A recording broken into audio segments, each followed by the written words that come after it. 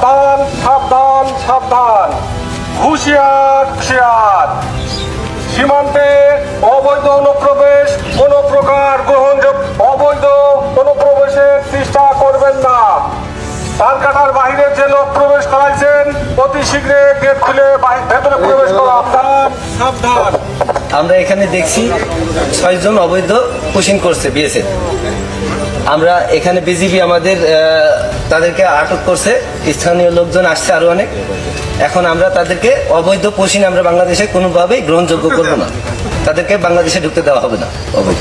রাতে 5টার দিকে ওরা ফেলাই গেছে, তারপরে মাঠে এসে দেখতে মদনগর 6 জন মানুষ এই ধরে আছে, আর বিজিবি এসে দেখতে বাংলাদেশে ঢুকতে দেওয়া হবে না।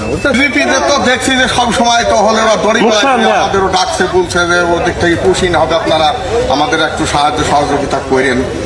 আমরা আমাদের ছেলেদেরও বলেছি, আমার ক্যাম্পে কি আমার মসজিদের সভাপতি, আমি মসজিদের বিজেপিরা চিঠি দিয়েছে, সে চিঠি পড়ার পরেও আমি সব বাড়ি বাড়ি বলে বেড়েছি, দোকানে বেড়ে বেড়েছি যে বিজেপিদের সাহায্য সহযোগিতা করতে হবে, তারা যাতে ওদের থেকে লোক না পাঠাতে পারে সে চেষ্টাও আমাদের করতে হবে, দেখতে হবে, ঠেকাতে হবে। এরকম অনেক বিজেপিরা তো খুবই ব্যস্ত ঘুরে বেড়ায় দেখি সবসময়।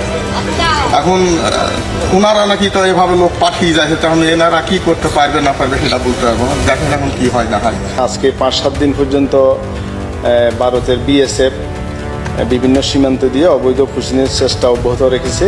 এরই ধারাবাহিকতায় আমাদের কুষ্টিয়া ব্যাটালিয়ন 47 বিজিবির যে এওয়ার আছে, পুরা সীমান্ত এলাকায় আমরা গোয়েন্দা নজরদারি এবং জনবল বৃদ্ধি করে, টহল বৃদ্ধি করে অত্যন্ত সতর্কতার সাথে আমরা দায়িত্ব পালন করতেছিলাম।